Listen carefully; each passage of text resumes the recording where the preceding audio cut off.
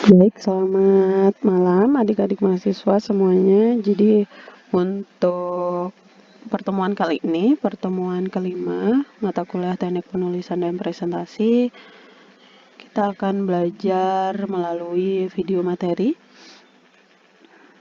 Untuk topik pembahasan pada pertemuan kelima, kita akan membahas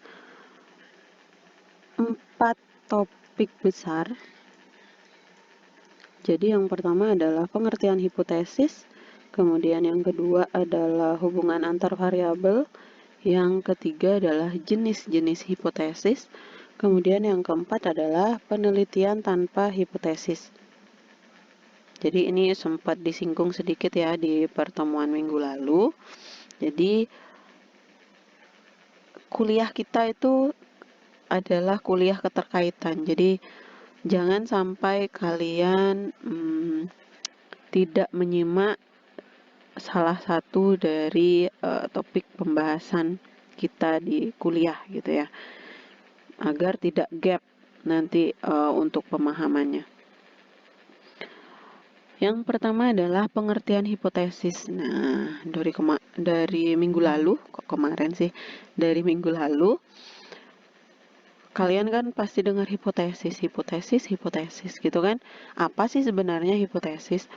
Jadi hipo itu adalah bawah, and then tesis itu adalah kebenaran. Jadi kalau disatukan adalah kebenaran yang masih ada di bawah atau belum tentu benar, masih semacam praduga. Jadi makanya harus atau perlu dibuktikan secara ilmiah. Kemudian hasil penelitian dapat mengarah pada hubungan antar dua variabel atau lebih. Jadi penelitian dengan satu variabel merupakan penelitian tanpa hipotesis.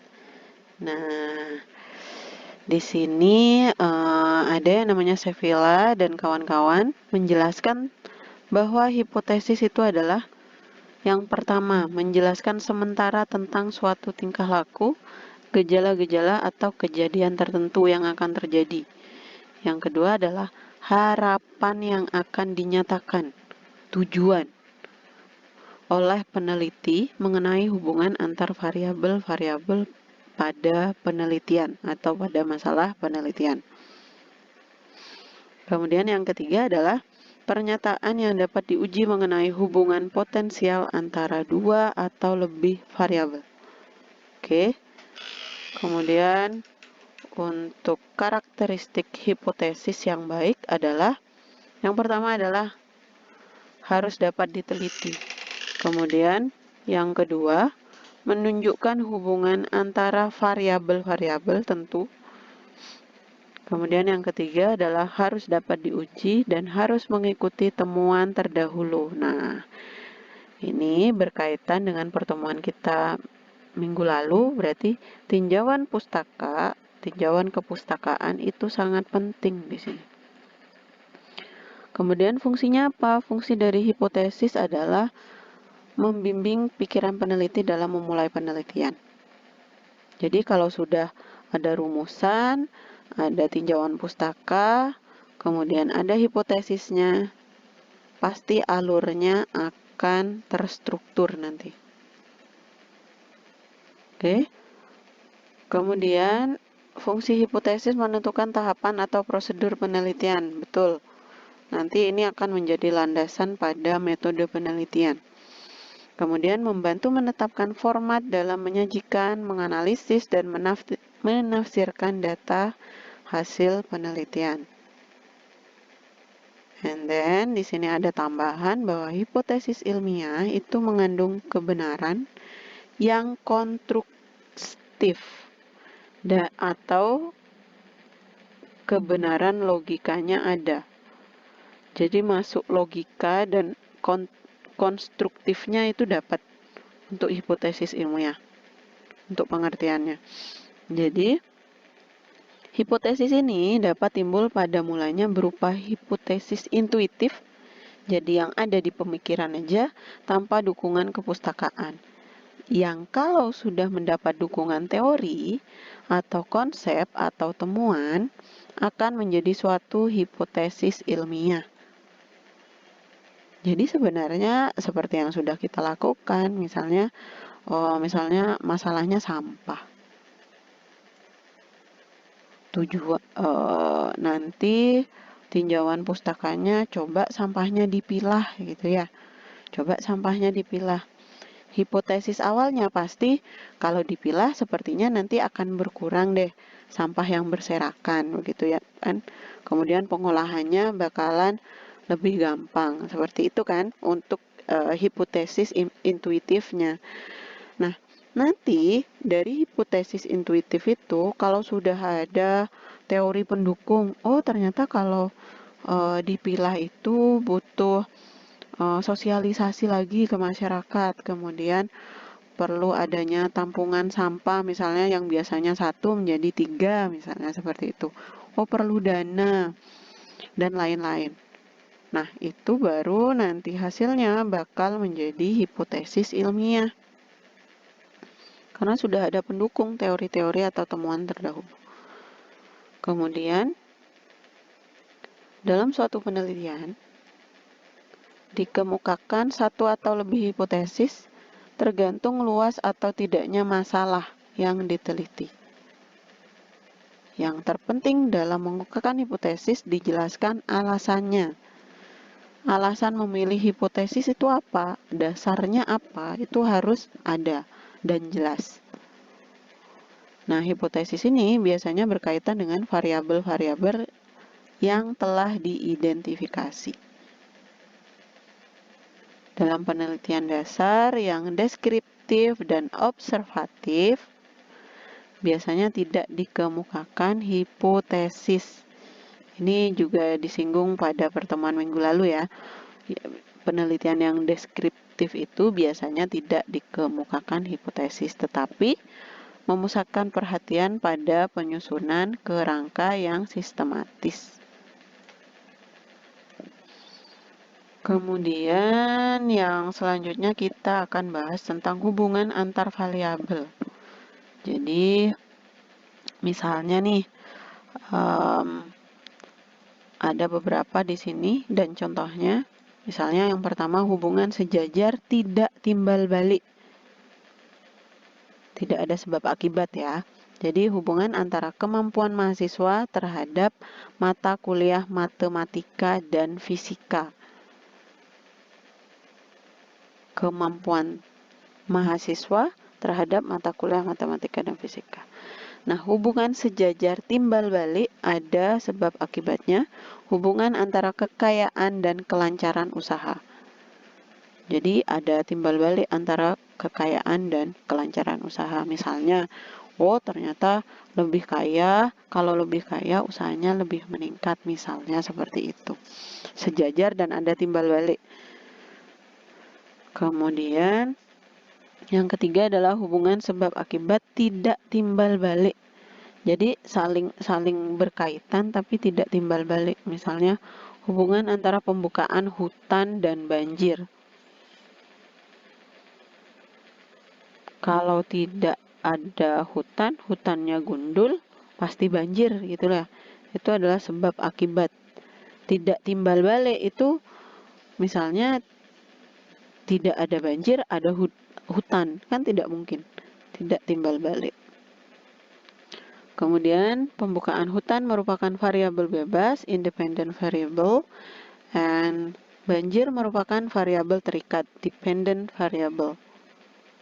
Jadi ya udah berarti yang bebas kan hutannya. Kalau hutannya masih terjaga ya tidak banjir. Kalau hutannya tidak dijaga ya banjir. Makanya di sini disebutkan bahwa banjirnya itu terikat. Terikat pada apa? Terikat pada hutannya.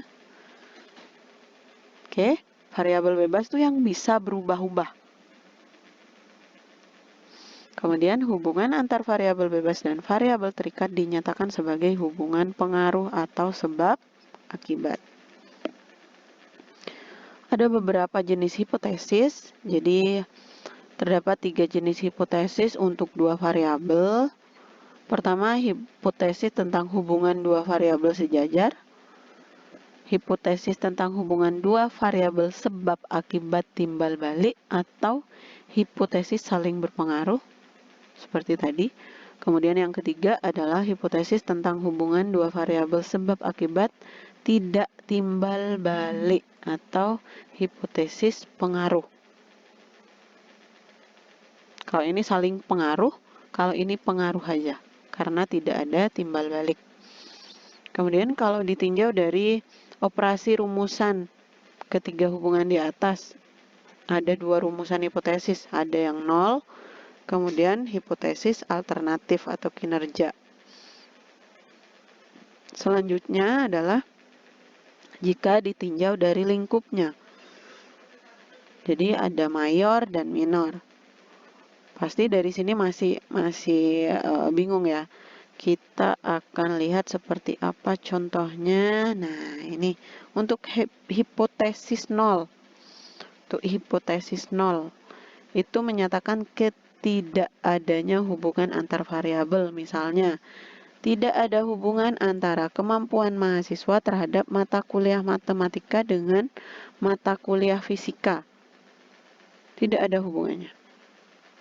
Oke. Kemudian tidak ada hubungan sebab akibat timbal balik atau saling pengaruh antara tingkat kekayaan dengan kelancaran berusaha. Kemudian tidak ada hubungan sebab akibat atau pengaruh antar luasnya pembukaan hutan dengan kejadian banjir. Misalnya seperti itu. Untuk hipotesis nolnya. Nah, hipotesis alternatif atau kinerja H1 menyatakan ada hubungan ternyata. Kalau hipotesis terarah masih sama ya topiknya, kekayaan, kemudian dan lain-lain, ini bakalan sama nanti. Kalau hipotesis terarah itu contohnya tingkat kekayaan berpengaruh terhadap kelancaran usaha. Ini sesuai kita yang nyatain mau hipotesis nol apa hipotesis kinerja nanti untuk hasil penelitiannya. Kemudian yang kedua adalah kelancaran berusaha berpengaruh terhadap tingkat kekayaan.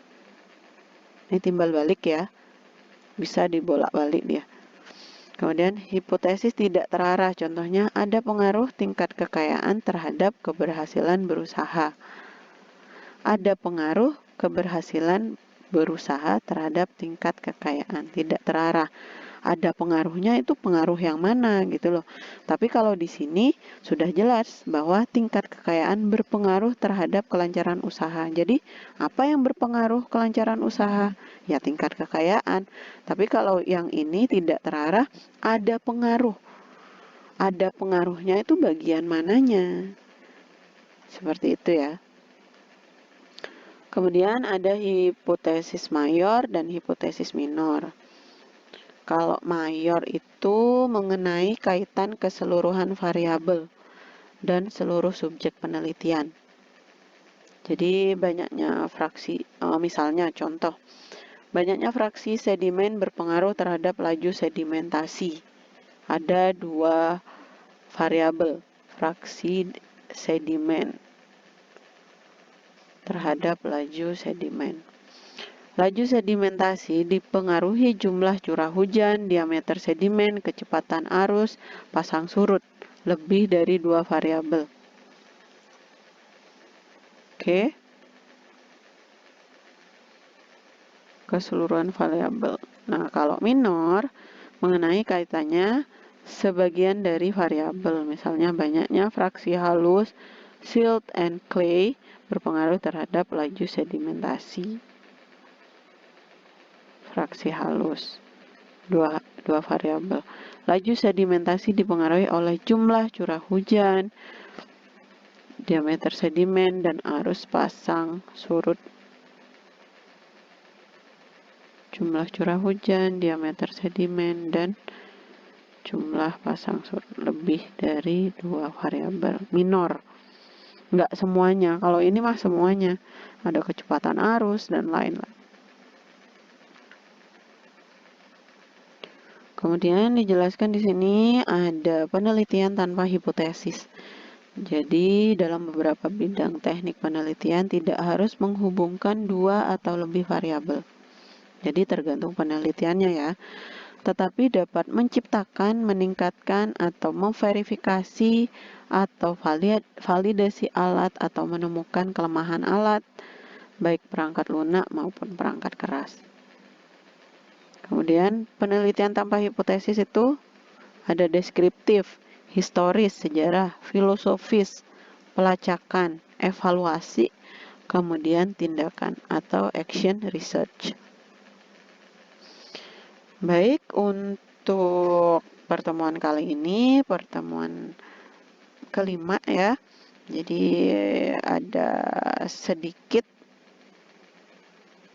hal yang kita bahas. Jadi semoga ini bisa menambah ilmu kalian, menambah pengetahuan kalian, agar nanti pengerjaan tugasnya juga bisa lancar.